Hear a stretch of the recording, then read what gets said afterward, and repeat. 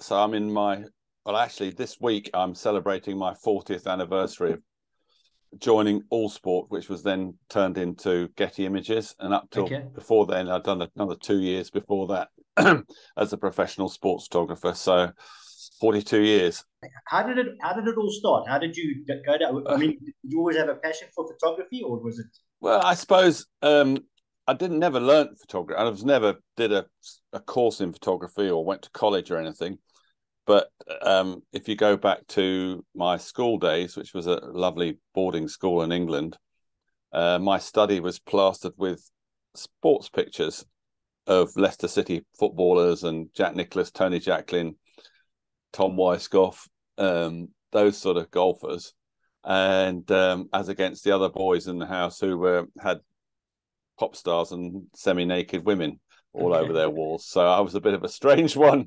So I suppose if you look at that, and then I picked up my first camera of any sort of other than a Kodak Instamatic when I was probably 21, 22. I borrowed my sister's camera. She had quite a nice little old Russian camera, and I borrowed that and took some pictures of a girlfriend of mine who was a bit of a county golfer.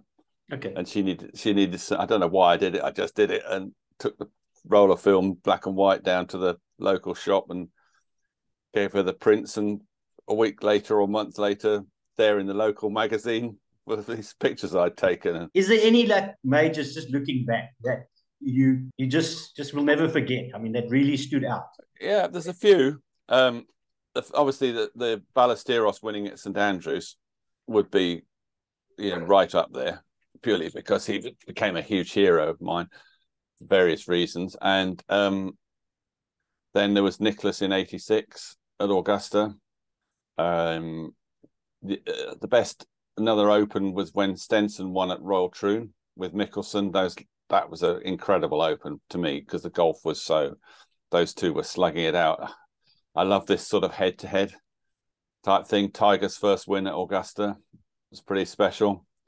Trying to think of, but those ones are the ones that really stand out. But so part of the chat we try to do, it's not going to be a weekly, but it's basically golfing debate. So yeah, you've seen golf change over these 4 decades. Yeah, and obviously what's in the news now is the attempts by the RNA and the USGA to control the distance of either decompressing the golf ball or adjusting the clubs.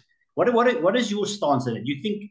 I'm torn because I think, to me, as a golfer myself, I want to use what they use, and I think that's really just a sacrosanct part of the game of golf. And the beauty of it is that the amateur can go in a pro shop and pick up a box of golf balls, and it's exactly the same as Tiger Woods or Rory McIlroy are playing on tour.